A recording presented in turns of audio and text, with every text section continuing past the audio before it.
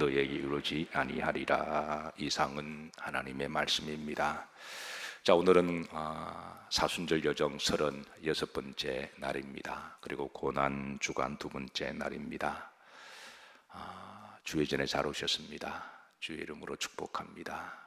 오늘 준비 찬양 가운데 우리 90장에 3절에 보면 이런 가사가 있습니다. 따라서 하십니다. 예수님은 나의 친구시며, 후렴절에 보시면 예수님은 참 좋은 나의 친구라. 그런 가사와 우리가 기도를 찬양했습니다. 요한복음 15장 15절에 보면 14절부터 15절까지 보면 이런 말씀을 하셨습니다.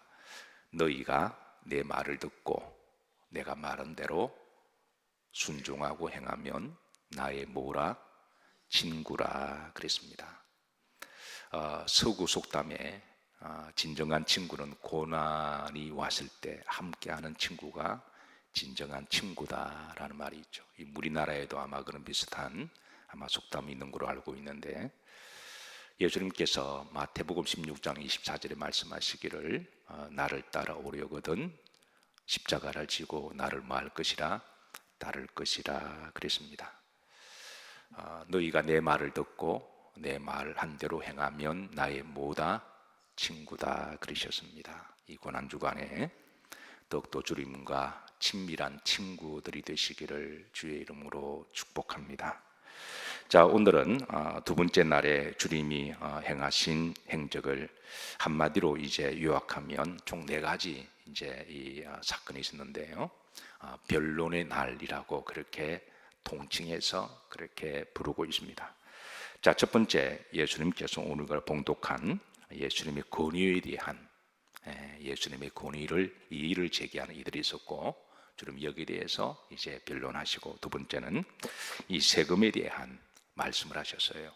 그리고 세 번째는 부활에 대한 이 부활에 대한 권위, 사실 부활이 핵심이죠. 고난주간에 이제 부활의 핵심입니다. 네 번째가 외식하는 바리새인들에 대한 말씀을 주셨는데요. 우선은 이제 23절 우리가 봉독했던 말씀 보시면, 자, 예수님께서 성전에 들어가 마시사 가르칠세 그랬습니다. 예수님은 오셔서 부지런히 하나님 말씀을 가르치셨어요.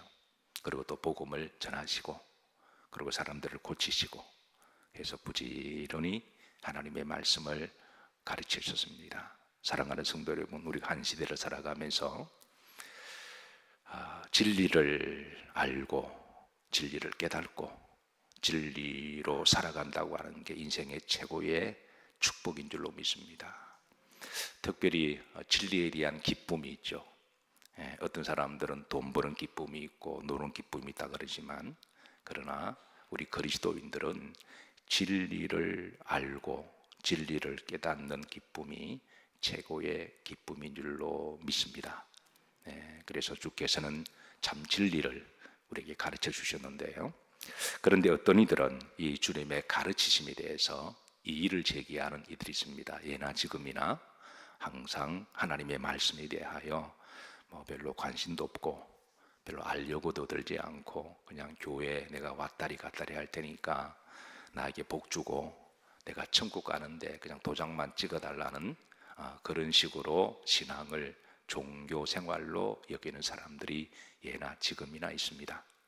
그러나 참된 그리스도인들은 종교 생활을, 교회를 왔다리 갔다라는 게 아니라 진리를 알고 예수님을 알고 그리고 천국을 알고 그리고 하나님을 알아가는 그 기쁨으로 우리가 인생의 소망을 삼고 또 그런 보람으로 살아가는 것이 우리 그리스도인들인 줄로 믿으시기를 주의 이름으로 축복합니다.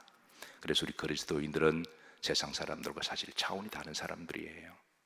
세상에 있으나 세상에 속하지 아니하고 그리고 하나님께 속하고 거룩하게 믿음으로 살아가는 사람들이 그리스도인들이죠. 자, 그래서 예수님께서 부지런히 이 땅에 계실 때에 성전에서 가르칠세. 사랑하는 성도 여러분, 목사의 역할은 하나님의 말씀을 잘 가르치는 거잖아요. 그래서 하나님 말씀을 잘 들으시고 또 하나님 말씀을 깨달아가는 기쁨을 여러분들이 누리시기를 주의 이름으로 축복합니다. 자, 흐름지를 보시면 이제 대제사장들과 백성의 장로들이 나와 이르되 내가 무슨 권위로 이 말씀을 가르치느냐. 그러니까 하나님의 말씀에 대해서 권위를 이의를 제기하는 이들이 나옵니다. 이들은 말씀을 믿으려고 하지도 않았고 들으려고 하지 않았습니다. 예수님께서 자주 이런 말씀을 하셨어요. 귀 있는 자는 뭐 할지어다 들을지어다. 이 말씀을 하시는 의도가 있습니다. 여러분, 하나님의 말씀의 권위를 믿지 아니하고 하나님 말씀의 권위를 인정하지 않으면 안 들립니다. 말귀를 못 알아들어서 그런 게 아니라 이게 영적으로 안 들려요. 안 들리니까 깨닫는 것도 없죠. 깨달아지는 게 없으니까 믿는 것도 없습니다. 그러니까 하나님 말씀을 인정치 않는 거죠. 그래서 제가 자주 이런 말씀을 여러분들 드립니다. 말씀이 들리시기를, 귀 있는 자는 들리시기를 제가 주 이름으로 축원합니다. 이 말을 제가 하는 이유도 바로 그렇습니다. 사람의 심리가 참 묘한 게요, 사람들과 대화를 할 때도 내가 마음을 딱 닫아두면 상대가 무슨 말해도 안 듣습니다. 가끔 저보고 그렇게 하기, 목사님 그런 설교 언제 하셨어요? 묻는 분이 계십니다. 근데 그거는 내가 마음을 닫아두기 때문에 그런 거죠. 우리가 친구들 간에 대화할 때도 그렇잖아요. 근데 사랑하는 사람과 대화할 때는 한마디 한마디가 다 들립니다. 그 상대에 대한 신뢰가 있고 사랑이 있기 때문에 그런 거죠. 여러분, 주님 사랑하시나요? 그리고 주님을 신뢰하시나요? 그럼 여러분, 말씀이 들리면, 말씀이 믿어지고 깨달아지면 주의 말씀에 영적 권위가 있고, 말씀에는 하나님의 권위가 있고 성령의 권위가 있습니다. 그러면 여러분들은 주님을 신뢰하는 것이고 주님을 사랑하는 거예요. 사실 이 신앙생활이라고 하는 게 교회 나오자마자 말씀이 들리는 것은 아니에요. 우리가 모두 다 경험하듯이 워낙 세상적인 그런 것들로 가득 차 있어서 나온다고 해서 막 귀가 열리거나 뭐 깨달아지는 것은 아닙니다. 그런데 신앙생활을 신실하게 이렇게 자국자국 하다 보면 어느 순간에 말씀이 들려요. 그러니까 하나님의 자녀가 되어가는 거죠. 어느 순간에 이게 깨달아집니다. 그리고 어느 순간에 믿어져요. 그러면 이제 그때 이런 고백이 나옵니다. 주의 말씀이 내 입의 꿀보다 더 다니이다. 시편에 보면 시인은 이렇게 고백합니다. 119편 103절입니다. 합독합니다. 주의 말씀의 맛이 내게 어찌 그리 단지요 내 입의 꿀보다 더 다니이다. 시인은 말씀을 여러분 가운데 가득하시기를 주의 이름으로 축복하고, 앞으로도 뭐 목사는 바뀌지 않았습니다. 근데 여러분, 주의 말씀이 꿀처럼 다시기를 주의 이름으로 축복합니다. 목사는 바뀌지 않지만 그런데 열리면 여러분이 다른 말씀으로 들릴 거예요. 자, 두 번째, 세금에 대한 말씀입니다. 22장 17절에 보시면 이렇게 요청합니다. 합독합니다. 그러면 당신의 생각에는 어떠한지 우리에게 이르소서.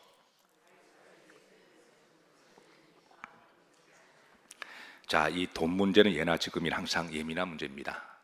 이 돈을 가이사에게 세금을 내는 게 옳은 일입니까? 피 같은 돈을. 그러자 주께서 하신 말씀을, 그 유명한 말씀이죠. 가이사의 것은 가이사에게 내고 하나님의 것은 하나님에게 내라. 아멘인가요? 어떻게 그렇게 하고 계시나요? 자, 우리 그리스도인들은 기본적으로 하나님 나라를 사랑하는 사람들이고, 그리고 자신의 나라도 사랑하는 사람입니다. 그리고 주님께서는 우리들에게 자신의 조국을, 나라를 어떻게 사랑해야 하는지도 가르쳐주고 있습니다. 가이사의 것은 가이사에게 내라. 이 말은 단순히 돈 문제만의 문제가 아니라 그 나라의 백성의 한 시민으로서, 그리스도인으로 그 나라의 책임과 의무를 다하라고 하신 말씀이죠. 그리고 그 나라에 살면서 그 나라가 보다 더 건강하고 보다 더 좋은 나라, 보다 더 행복한 공동체, 한 발 더 나아가서 그 나라 백성들이 다 구원받는 공동체가 되도록 너희는 먼저 그의 나라와 의를 구하라. 그렇게 말씀하시고 내가 사는 삶의 현장이 이제 나로 말미암아 점점 이제 정방향적으로 이렇게 번져가서 이제 구원받는 공동체가 되기를 사명을 주셨습니다. 그래서 구체적으로 우리 그리스도인들이 그 나라 민족의 백성으로 살아가면서 어떻게 그 나라가 건강하고 또 발전적이고 또 부흥하고 행복한 나라가 되기 위해서 그리스도인들이 어떻게 그 나라를 세워가야 하는지, 어떻게 기도해야 하는지, 어떤 역할을 감당해야 하니까 단순히 세금 내는 문제만이 아닙니다. 선한 영향력을 미치고 그래서 또 성실과 열심으로 하나님이 자로재워준 지역에서, 지경에서 어떤 일을 하든 그래서 열심히 일을 하고 믿지 않는 사람들에게 본이 되어서 그리고 그들을 섬기고 그들을 또 때로는 우리가 또 이렇게 선한 일을 하고 또 선을 베풀어서 때로는 구제하기도 하고 이런 여러 가지 방법을 통해서 그 나라가 하나님을 믿는 나라가 되도록 우리들에게 가르침을 주셨습니다. 그래서 기독교 복음이 들어간 나라들마다 이제 그 나라가 다 건강한 나라가 되고 그리고 이제 부흥하는 나라가 되고 정직한 나라가 되고 그렇게 축복을 받고 세계를 선도하는 것은 결코 우연일치가 아닙니다. 우리나라도 복음이 들어와서 우리가 이제 더 발전적이고 더 건강한 나라가 되어가는 것처럼 그래서 주께서 우리들에게 이제 이 두 가지의 나라를 위해서 잘 섬길 것을 그렇게 요청하신 거죠.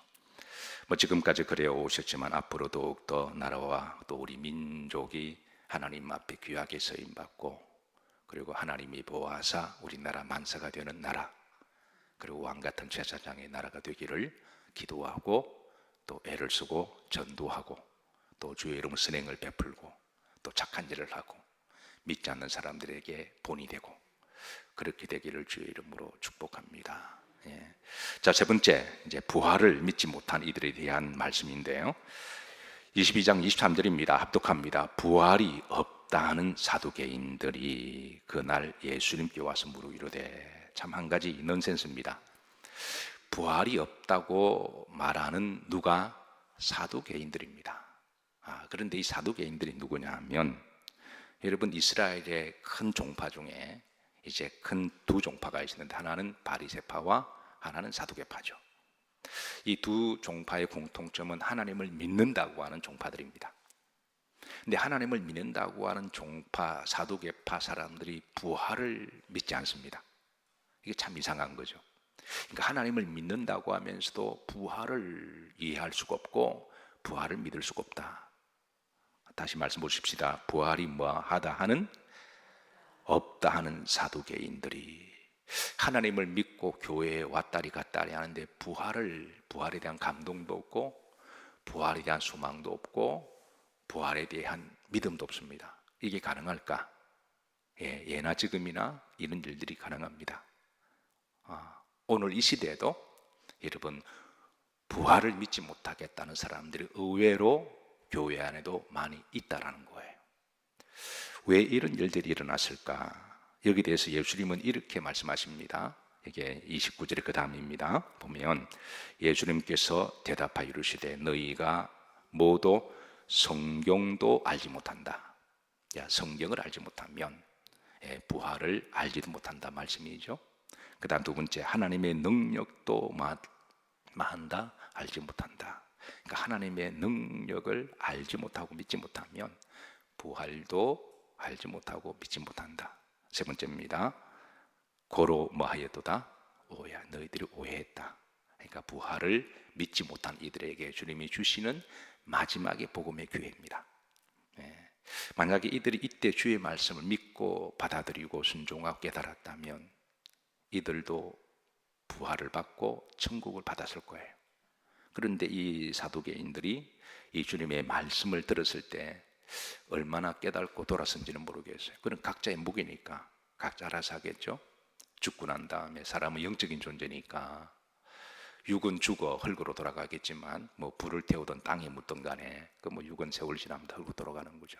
전도서 12장 7절 말씀처럼 육은 흙으로 돌아가라. 하나님의 유명한 선언이 있죠. 영은 오라. 내가 심판한다는 말씀이 있잖아요. 영은 물질이 아니니까 이게 뭐 죽고 그런 게 없잖아요. 그 영은 하나님께 돌아가 심판을 받게 되는데 이거는 이제 각자의 목입니다. 목사가 성경이 아무리 예수님이 뭐 부활 이야기해도 아니 나는 못 믿어 안 믿어 그럼 그 사람이 이제 그 영은 하나님의 각자 심판 받는 거죠. 그러나 믿지 못했다고 할지라도 내 감정보다도 더 정확한 분은 하나님의 말씀이다. 내가 못한다고 해서 하나님 못하는 건 아니잖아요. 내가 못한다고 하나님도 못하는 건 아니잖아요. 하나님은 하시잖아요. 그게 하나님의 능력이잖아요. 그거를 믿으면 주님의 부활도 믿어집니다. 그리고 어떤 사람 부활을 여러 가지로 오해를 해요. 한때 여러분 이 유럽에 이상한 사조가 불었습니다. 이상한 바람이 불면서 이런 19세기의 유럽과 독일 중심으로 해서 이 부활을 믿지 못하는, 그러니까 부활에 대해서 여러 해석들이 나오면서 부활에 대해서 이런 바람이 불었습니다. 부활은 상징이다. 부활은 상징이다. 부활에 대해서 오해한 거죠. 그러니까 부활은 상징이다. 그리고 부활은 없다. 이런 이상한 이제 바람들이 불었는데요.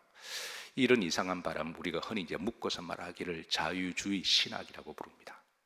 그리고 여기에 많은 교인들과 교회들과 신학자들이 여기 윤류가 됩니다. 그래서 부활은 역사적인 사건이 아니라 그거는 심볼리즘이다. 이렇게 함으로 이 독일의 신앙과 신학이 19세기에 이런 바람이 불면서 이상하게 독일의 유럽의 신앙이 점점 이렇게 쇠퇴하기 시작합니다. 그래서 이제 독일의 교회나 유럽의 교회가 이제 그 큰 역사와 전통이 있는 2000년 동안에 엄청 어떤 독일의 그 교회는요 600년 동안 지은 교회들이 많이 있잖아요. 700년 지었던 교회. 뮌헨에 가면 뮌헨의 그 교회 보면 그건 600년 동안 지은 뭐 어마어마한 교회, 그 교회들이 지금은 다 박물관이 되어 있습니다. 그러니까 부활 신앙을 부인하고 믿음이 사라지니까 신앙의 본질이 사라지는 거잖아요. 그러니까 신앙이 점점 영적인 동력이 상실되는 거죠. 또 왜 19세기에 이런 일이 있었을까? 그 대표적인 자유신학자 가운데 한 사람이 루돌프 불트만이라고 유명한 신학자입니다. 왜 이런 일이 있었을까? 그 한 세기 전에 여러분들이 잘 아시지만 흔히 18세기를 유럽의 계몽주의 시대라고 이야기하죠. 18세기에 유럽에 계몽주의 바람이 사조가 쫙 불었습니다. 그리고 그 중심에는 여러분들이 잘 아는 임마누엘 칸트가라는 사람이 있었죠. 뭐 유명한 철학적인 사상가죠. 칸트가 말하기를 인간의 이성을 강조하다가 너무 지나치게 강조해서 그런 인간의 이성을 하나님의 자리에 올려놓았습니다. 인간의 이성은 좋은 거죠. 하나님 우리에게 생각하고 판단할 수 있는 지적 능력을 주셨으니까. 그런데 그 이성도 선을 넘으면 안 되죠.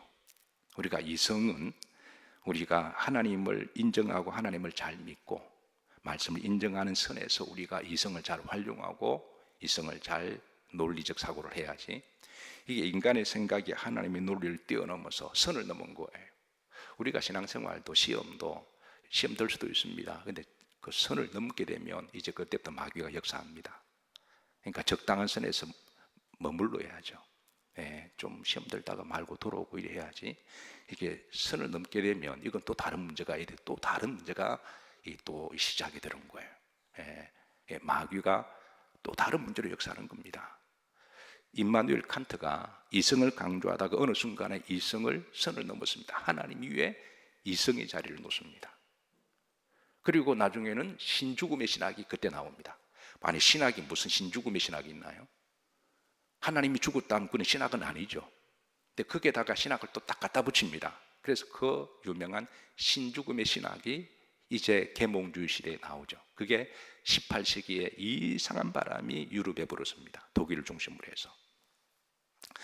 자, 그리고 그 영향으로 19세기에 독일과 유럽의 신학이 자유주의 신학이 태동하는데, 말이 자유주의 신학이지 여기에 중요한 관점은 바로 계몽주의 이성을 하나님 자리에 올려놓는 그 우를 범하고 말았습니다. 그러면서 부활에 대한 논쟁도 심볼리즘으로 해석하게 됩니다. 예. 이런 이상한 흐름이 여러분, 그러면서 나온 것이 바로 인본주의라고 하는 사상이 나오죠. 우리 흔히 잘 아는 인본주의자가 다 나쁜 건 아니에요. 예. 인본주의라는 사람이 중심이 되는 사상이잖아요. 예. 모든 게 사람이 중심이 되는. 예. 물론 그게 좋은 겁니다. 나쁜 건 아닙니다. 근데 인본주의도 사람이 중심이 되는 것도 선을 넘으면 안 되죠. 왜냐하면 인본주의가 하나님보다 더 중심이 되면 안 되는 거잖아요. 사람이 다 중요한 겁니다.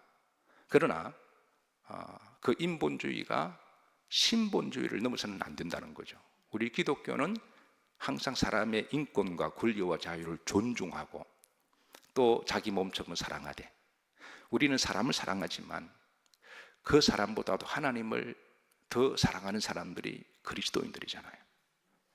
우리가 사람의 중심은 존중하지만 그러나 선을 넘으면 안 되죠. 인본주의가 19세기의 인본주의는 선을 넘었습니다. 하나님은 없고 이제는 사람이 그 위에 앉은 거죠. 한때 우리나라에 누가 먼저다? 어떤 슬로건이 이렇게 온 국민을 열광시켰나요? 누가 먼저다? 사람이 먼저다. 그 말 자체가 나쁜 말은 아닙니다. 사람이 먼저죠. 그러나 우리 그리스도인들은 사람보다도 하나님이 먼저입니다. 아멘인가요? 그러니까 우리가 이 세상의 풍조와 이 세상을 사조, 우리가 이단만 분별하고요, 어떤 정신이 좀 이상한 사람만 분별하고 이 사람 사기꾼이냐 아니냐 이거를 분별하는 것도 중요하지만 시대의 사조도 잘 분별해야 되잖아요. 시대의 사조, 그거를 말씀으로 성령으로 우리가 하나님 준 지혜로 잘 분별해야 되잖아요. 그게 영적인 파수꾼들이죠. 그러니까 사람이 먼저다, 좋은 말이기는 한데, 그런데 우리는 인본주의보다도 신본주의잖아요. 이 인본주의가 19세기 인본주의가 나온 것이 그 다음에 이제 이기주의로 발전됩니다. 그러니까 다 사람이 중심이다 보니까 지가 자중심이에요. 이 인본주의가 그래 사람이 중심이다. 그런데 결국은 내가 세상에 한복판에 있다고 하는 거죠. 내가 중심이다. 여기에서 이기주의가 나오는 거죠. 우리 기독교는 이기주의보다도 이타주의잖아요. 성경 가르치기를 나보다 남을 더 먼저 생각하고, 나보다 내 아내나 내 남편은 나보다 아내를 먼저 생각하고, 아내는 나보다 남편을 더 생각하고, 좀 다툼이 있었을 때에 우리 기독 가르치는 진리는 내 주장만 계속 말하고 상대를 정죄하기보다는 상대방 말도 옳을 수도 있겠다. 상대방 말도 경청을 해주고, 인간관계도 그렇잖아요. 나의 이익보다도 나보다 남을 더 낫게 여기는 이런 우리가 생각과 삶의 방식을 통해서 우리 삶을 더 풍요롭게 하고 화목하게 하고 화해하게 하는 거죠. 그런데 나만 옳고 나만 하나님의 뜻이고 이런 사람이 두 가지 딱 부딪히면요, 이거는 끝까지 재판도 가도 이건 해결 안 됩니다. 상대를 다 마귀로 정죄해 버리니까 나만 옳은데 상대는 틀린데요. 이게 이기주의잖아요. 이렇게 독일의 인본주의 이성 중심의 하나님 자리에 올라가서 나온 게 독일의 히틀러 나치즘이 나오잖아요. 우리 민족만 최고다고 하는, 다른 민족은 아리안 민족, 우리 민족만 최고고 다른 민족은 다 죽여도 되고, 병들고 약한 사람은 다 죽여도, 이 무시무시한 나치주의가 나오고, 그리고 진화론이 나옵니다. 그러니까 18세기에 불었던 이상한 바람, 인본주의적이고 그리고 신죽음의 신학이 나오면서부터 유럽은 사상적으로 신앙적으로 쇠퇴하기 시작합니다. 이 부활이 없다고 하는 사람들, 부활을 오해하는 사람들, 우리 기독교의 신앙의 핵이고 그리고 목적입니다. 부활은 우리 기독교의 핵이고 목적입니다. 이거를 빼고 나면 아무것도 없어요. 예나 지금이나 이런 사상들이 뱀처럼 돌아다니고 있습니다. 창세 때의 뱀이 은밀하게 사람들 사이에 막 돌아다니면서 이것을 하나님이 정말 먹지 말라고 하더냐? 말씀을 다 부인하는 게 아니에요. 어느 말씀만 가지고 먹지 말라 하더냐? 은밀하게 예나 돌아다니면서 부활을 믿지 못하게 하는, 이거는 사두개인들만 문제가 아니라 매 시대마다 이런 일들이 있었습니다. 주께서 말씀하십니다. 그 다음 32절입니다. 합독합니다. 나는 아브라함의 하나님이요 이삭의 하나님이요 야곱의 하나님이로라 하신 것을 읽어보지 못하였느냐? 하나님은 죽은 자의 하나님이 아니요 살아있는 자의 하나님입니다. 신죽음의 신학이, 여러분 이게 뭐 말이 되는 말입니까? 이게 아니, 하나님 죽었다는 게 뭐 그 신학이에요? 그거는 이 괴창한 논리가 그때의 계몽주의와 인본주의와 이기주의에 사로잡혔던 사람들의 싹 이렇게 유럽을 휩쓸어 가지고요, 여기에 진화론이 나오고 여기에 히틀러 나치주의 나오고 여기 염세주의가 나오고 그 위로부터 여러 것들이 많은 것들이 막 사조들이 이상한 사도 나와요. 포스트 모더니즘도 그때 나오고요. 여기에 사람들이 세상의 사조에 따라 휩쓸렸던 시대가 바로 이제 19세기, 20세기로 이어지게 되죠. 하나님은 죽은 자의 하나님이 아니다. 하나님은 산 자의 하나님이시다. 너희들이 하나님의 능력을 알지도 못하고 말씀도 오해하고 하나님 능력도 오해한다. 사랑하는 성도 여러분, 주님의 말씀이 이렇습니다. 너희가 하나님의 말씀을 알면 부활은 믿어진다. 두 번째, 너희들이 하나님의 능력을 알면 부활은 믿어진다. 말씀을 알고 하나님 능력을 알면 성경을 오해할 일이 없다. 저는 여러분들에게 부활의 신앙이 이미 믿어지신 줄로 믿습니다. 이거 믿지 못하고 오해하게 되면 이건 답이 없어요. 죽고 난 다음 우리의 유일한 답은 부활이잖아요. 우리 죽음 이후로 유일한 답은, 해답은 천국이잖아요. 그거 믿지 못하고 그 기쁨이 없으면 이건 답이 없어요. 이건 답이 없습니다. 이거는 나와 하나님과의 관계입니다. 우리 고난주간을 우리가 지키는 것도 부활을 믿기 때문이죠. 자, 네 번째, 오늘 행하신 행적 중에 이제 외식하는 바리새인들에 대한 책망과 교훈인데요. 자, 이것은 23장 전장을 할애하기 때문에, 또 제가 이미 강의도 드렸고 집에 가서 좀 찾아 읽어보시고 기억이 가물하시면 우리 이제 말씀에 다 올라와 있으니까 마태복음 할 때 그때 처음부터 한 6주까지 한번 다 들어보세요. 그래서 핵심은 신앙을 외식주의로 하지 말고 내식으로 하자, 그 말씀이죠. 우리가 옷도 필요하지만 옷은 우리가 바디나 내면을 잘 보호하기 위해서 우리가 옷을 입는 거지, 이 옷이 본질은 아니잖아요.